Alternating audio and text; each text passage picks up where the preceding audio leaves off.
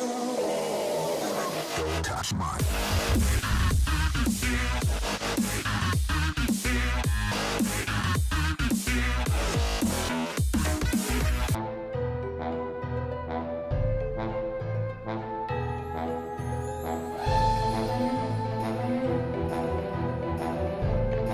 Welcome back to this week's episode of Whoscussion. We are on part B. Again, I'm that random guy, and we've got the lovely, the stupendous Harry Skelly. Yeah. So, we're going to be starting off, this is going to be a little bit different because we're going to be covering a comic book arc that doesn't actually have 8 in it, but plays into 8 later on. So it will play into 8 when we do our next episode of Whoscussion. And this story is about a Cyberman. Yes, you heard that right. Yes. A Cyberman called Kroton. Harry Skelly, I want you to go first because I think you'll be able to break this down a lot better than I could ever possibly do it. So please take us away. Okay, so the first part of this is a story that's introduced by the Fourth Doctor, but doesn't seem to actually play into his story at all anywhere. Yeah. I'm guessing it's something that he's reading it from the Gallifreyan archives for some reason. Yeah, I'm not too sure what the deal is there. I'm guessing that that the idea was that this was sort of just a one-off that they did, set around the fourth era, but then later on, the 8th Doctor comic book series decided to pick up where they left off with this, where there's a Cyberman that seems to be curious, basically. Which is obviously it seems to be some sort of malfunction in their ability to control the human mind when they take them over. Where he's curious about how humans are both extremely afraid of pain and death, but will conquer those fears for unknown reasons. And he tries to figure this out. And then realizes that humans have these really illogical things going on, and he's trying to process this with a completely logical brain on top of the curiosity. So he gets a bit crazed about it. Eventually, he figures out that he actually wants to help the humans, helps them get into a ship to fly it somewhere else on the planet, to basically, be free for a little bit until the Cybermen eventually find them. But, that's totally not part of this. And then they find that the ship that they picked up was not capable of getting into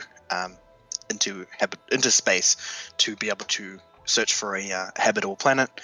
So instead of him just landing down and just trying to hide the ship and that sort of stuff, he sacrifices himself by getting on the ship, flying it into space, and then just letting it float while he is unable to recharge his batteries.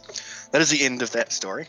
Throwback, the soul of a Cyberman, which was brought to us by the Fourth Doctor, and it was printed in the Doctor Who Weekly issues 5 to 7, I guess. Yeah, part of the Marvel universe as well. It's part of the Marvel universe. Sweet. So you'd probably pick it up in the same place as the other box sets for. Yes, I don't know which one it's part of, though, whether it's Iron Legion or the other one, sorry. So I'm still just trying to place that out, but I know you can pick it up on Comixology. Yes.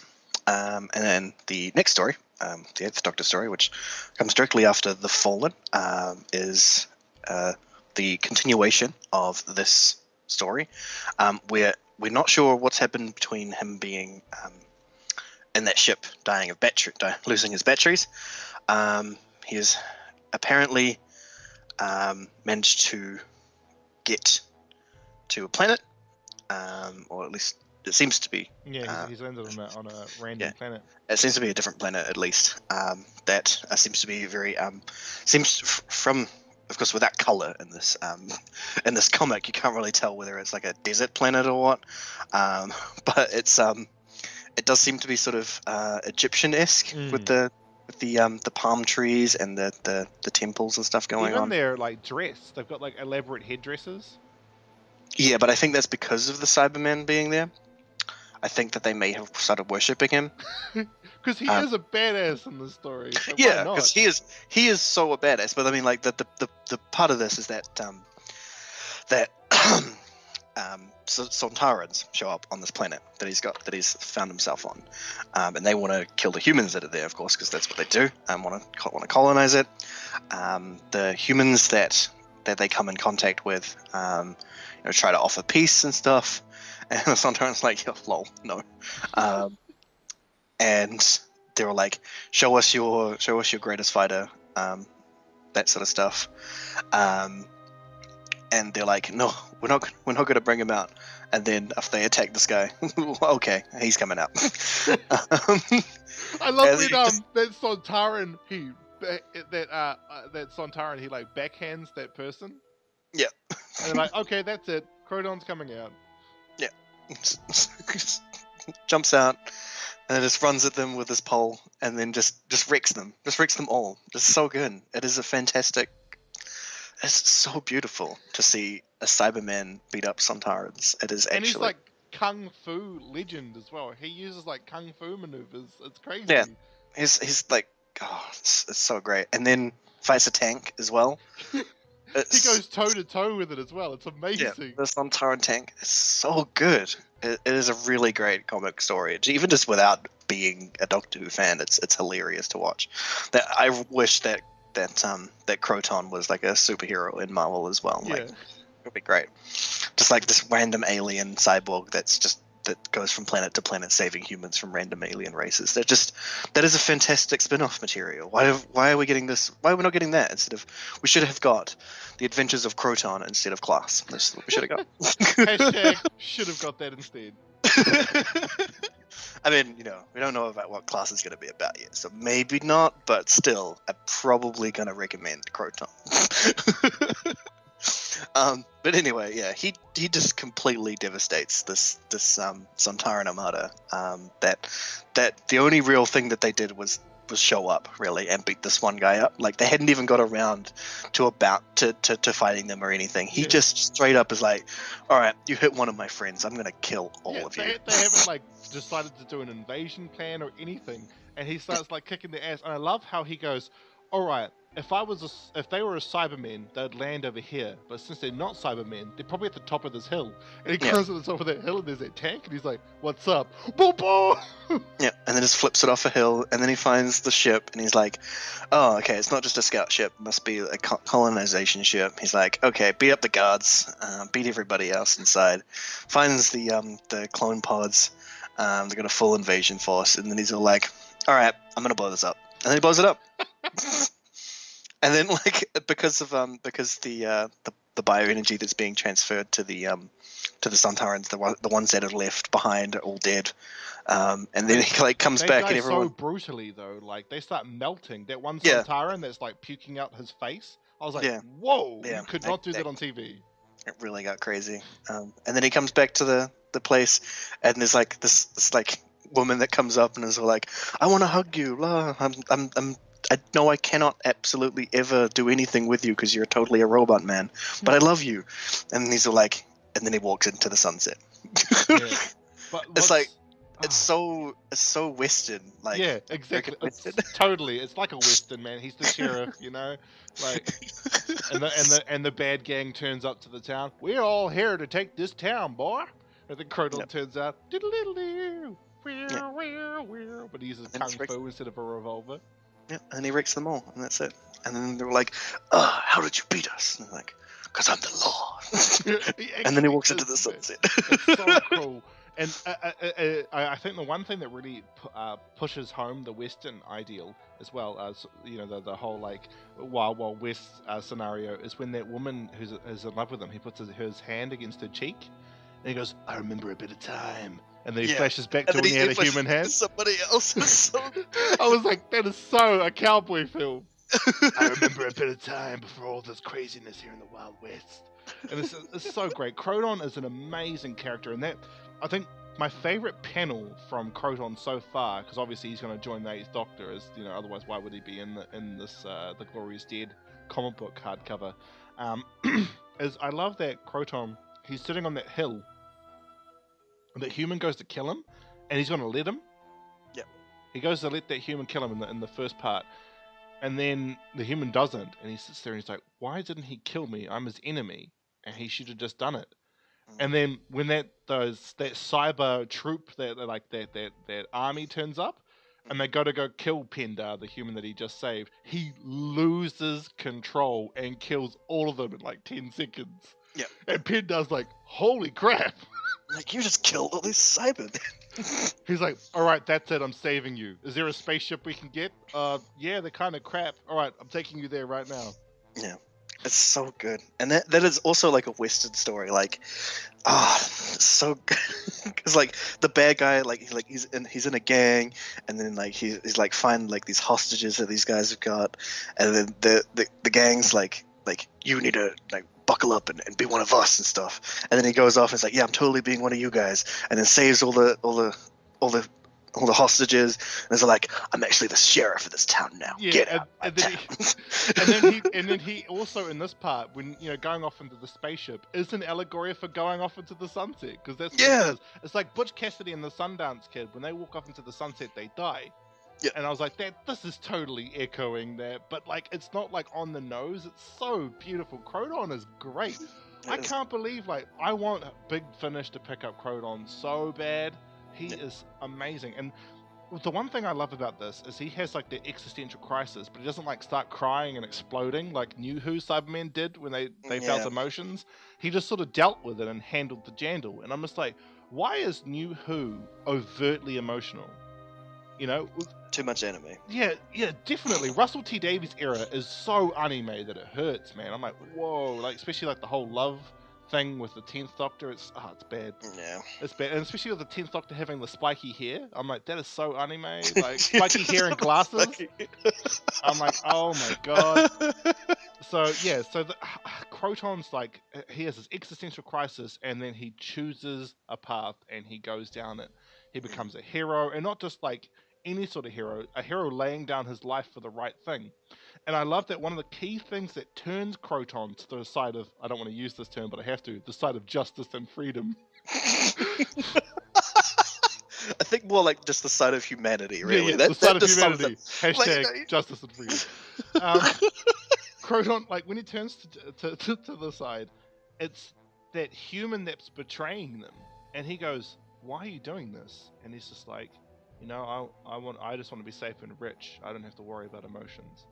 Yeah. And then he just thinks about it and he goes, that guy's a bad person. That's dumb. He's bad. He's bad news. And all those Cybermen are like, bro, you need to go to maintenance and get fixed. And he's like, screw that. I'm going to be a badass instead. It's interesting that he's from the Tomb planet. He's from Telos, the Tomb of the Cybermen planet. So I thought that was really cool. He's a Tomb. He's definitely an upgraded version of the Tomb Cybermen. He's very, very Fourth Doctor-esque. And I love that the Cybermen in the story are Fourth Doctor era, because they you'll notice, especially when we get to this point in Doctor Who, that the Fourth Doctor and the Fifth Doctor Cybermen, even the Sixth Doctor Cybermen, they communicate more like people. Yeah. I quite like that they've like upgraded their software to a point where they're emulating like actual sentient thought. So I think that's quite cool. They talk to each other, and they've managed to fix that driver issue in their audio. Yeah, like holy man. Yeah, they actually have. We are the Cybermen. Nothing will ever beat the original Cybermen, though. No. We are the Cybermen. Like, so great. I love the first original Cybermen, man. They're the scariest, in my opinion, the original Cybermen, because that noise that they make, and that hollow face terrifies my dreams. We were like you. So it's great. Kroton is amazing. Again, unfortunately, I don't know where Part 1 fits in. It could be Iron Legion, but I don't want to lead anybody astray, so it's up to you if you purchase Iron Legion. TARDIS Wiki doesn't seem to shed any light on the situation. But however, it does say that it was printed in the Doctor Who weekly issues 5 to 7. So yeah, but unfortunately, like unless you have a time machine or you have a lot of money to buy the currently out of print copies of that. Yeah, if you could find out where that can be found, then go for it. And also tell us. No kidding, it's actually meant to be reprinted in The Glorious Dead, which is what we're reading at the moment. Really? I'm confused. Weird. Yeah, why don't we not have it? That's strange. I think there might be a mistread on TARDIS Wiki's part. But either or, pick up Glorious Dead, read some Kroton, because this guy is great. And I just love how like he just dealt with it. He didn't have like a huge complete mental breakdown and like cry and explode like 10th Doctor era Cyberman. He just sat down, he sorted it out, and he's like, look, this is probably a glitch, but I don't want it fixed. It's awesome, and I'm a badass. Johnny Five is alive. Yeah, Johnny Five is alive. With a way better audio receptor though. So with that out of the way, again, hashtag please go and pick up Kroton, just anything. I want a Kroton's action figure. I don't even collect Doctor Who memorabilia, which is weird. I only collect the stories, but I would totally buy a Kroton toy. Seriously, just like there's so much room for doing a bunch of Kroton stories in between the Soul of the Cyberman and Unnatural Born Killers, because we don't know what happened from him doing the sunset drive into space and how he got onto this planet. So he could have just like gone from planet to planet, just saving people. I want it. Big Finish, do it. I know you know Nicholas Briggs probably tunes in every week to Whoscussion, but please do a Big Finish on Kroton. It'd be so great just listening to his stories and him being a badass. He's so badass. Or if who was it, Titan? If you guys are listening by any chance, if you could do it in the latest comic book run, please bring back Kroton. He's awesome. Especially since the 8th Doctor's heading into the war at the moment in the Titan comics. Yeah. So, just hashtag Kroton was in the Time War. All good. I'm fine with it. Not even that. You don't even need to do that. Just go and watch all of the Western, go watch every Western movie, every samurai movie, and just make different versions of those movies into Kroton stories. That's all I need. That's all I need, Kroton is great. So with that out of the way, again, you can pick these up on Comixology and Comic Books Unlimited, both apps for your phone and PC interfaces via web browsers. We move on to our final story of today, the Wonderous box. But seriously though, like seven samurai with Kroton in it. That's what I want. Yes. I need it. 7 samurai. Man, if Magnificent Seven's got a remake, which is actually a remake of Seven Samurais. Yeah, it is. That boggles my mind.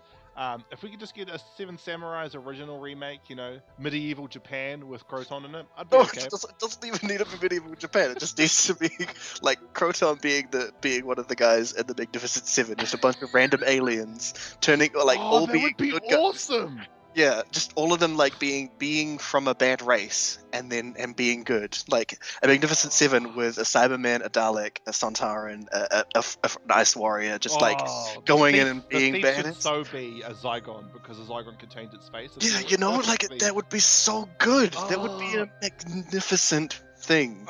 You need to write that. Okay, trademarked. 2016. Harriet Skelly is going to write that story. All right, Titan Comics, make it happen. So we'll go on to Wondrous Box now. So it's a 4th Doctor story. Again, we don't actually organise that. It just sort of happens. So we've had the 4th Doctor in the comics, and he's just recently regenerated into the 4th Doctor. Now we're on a 4th Doctor Wondrous Box story. Don't shoot the messenger. It just sort of happens that way. So the 4th Doctor and Sarah Jane have landed on a trapeze. So the TARDIS materializes on a trapeze and then falls a great distance, but as Louise Jameson, who reads this story, because unfortunately Elizabeth Sladen has passed away by this point, she says that luckily it lands the right way up, which didn't happen to the Romans. It's not really a luck thing. I don't imagine. The TARDIS is like, yeah, right. You guys can stand up straight. You guys can stand up straight. But if we land in the Roman era again, totally on the side of a mountain. So they've landed in a big circus environment where the Doctor exclaims that it was the first circus to travel by train. This circus is historical, and because it has Jumbo in it. It has Jumbo, which is actually where we get the term Jumbo from. Is from Jumbo the elephant. As the 4th Doctor says, this is the original article, which is totally an allusion to the fact that the 4th Doctor says when he's recently regenerated in Robot that he is the definitive article. He is the Doctor. So upon their landing, a gentleman, he sees Benjamin Jackson. He sees the TARDIS appear and he thinks to himself, I could totally get rich off that trick box. He doesn't seem to understand that it's not just any trick box, it is a flippin' TARDIS. It's a machine that travels in space and time.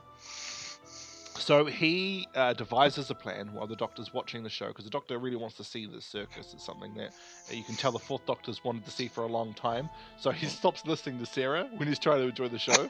Sarah's like, Doctor, something bad is happening. He's like, Sarah, you need to shut up so I can watch the show.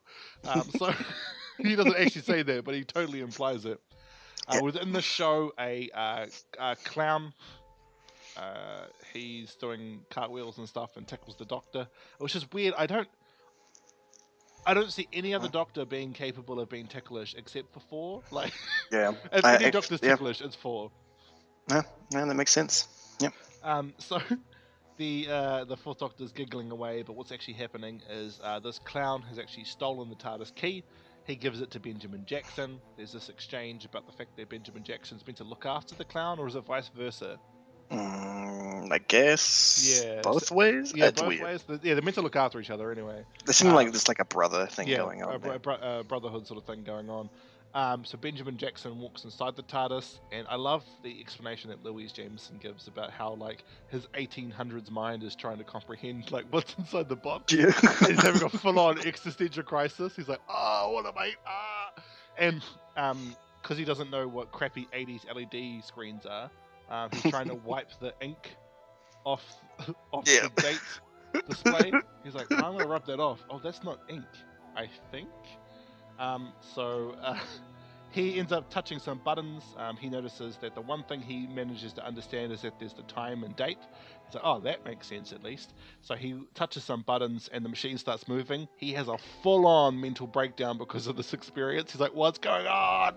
He runs out of the TARDIS. It's moved. And he's like, yep, that's it. I'm done. And just leaves. He's left the key in the door of the TARDIS. He's like, I've had enough for today.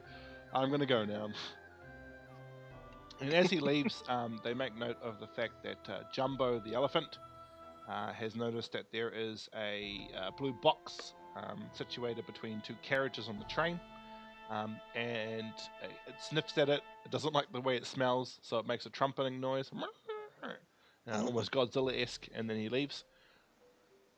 And the Doctor is Sarah Jane has managed to convince the Doctor that the TARDIS has actually been stolen, because she hears the TARDIS noise and she's like, Doctor, the TARDIS noise. She's like, whatever, Sarah, I actually don't have the key. You're totally right.